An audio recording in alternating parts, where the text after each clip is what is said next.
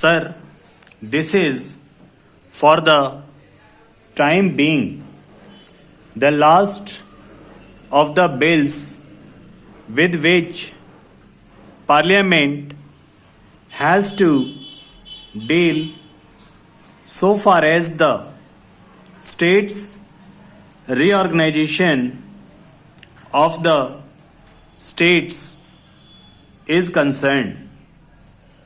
The House has already passed the states reorganization bill and also the West Bengal Bihar transfer of territories bill. Certain amendments were made and certain provisions were included in these two bills insofar as they bore on Articles 3 and 4 of the Constitution.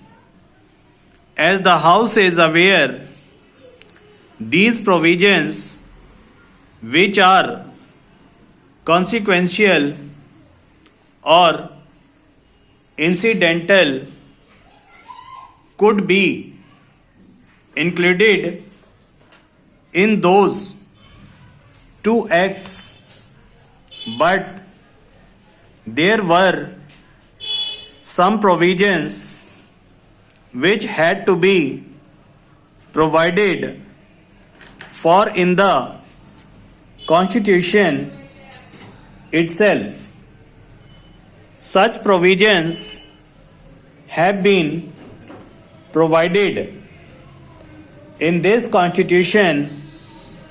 7th Amendment Bill. Now advantage has been taken incorporate certain other changes or amendments in the Constitution because it was considered that they too would have a very great bearing on the administration not only in the reconstituted states but in other states as well, and therefore we are now dealing with the Constitution 7th Amendment Bill as it has been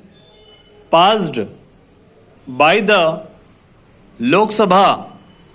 Certain changes were effected therein after this matter had been considered by the Joint Select Committee, and now I shall very briefly point out to this House the broad features of the bill as it has emerged from the Lok Sabha.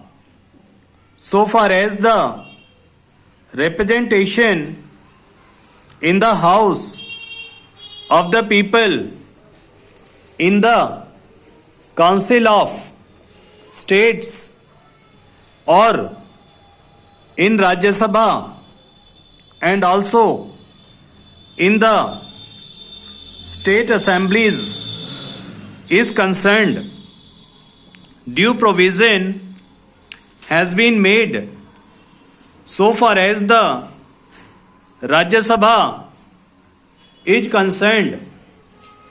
The figure was fixed at 220 as will be found from the bill so far as the Lok Sabha is concerned, therein we have got direct representation under adult franchise, and 500 have been fixed as the maximum number so far as representation from all these states are concerned.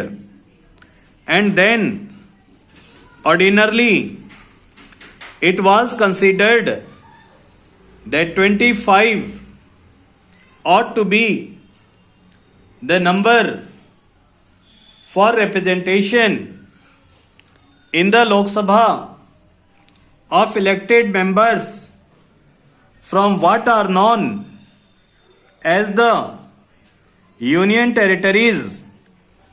It was considered that the number 25 may not be necessary, even if certain provision further political changes also were to take place, and therefore it was considered that 20 would be a fairly adequate number so far as the present union territories as also other areas that are likely to come to India are concerned.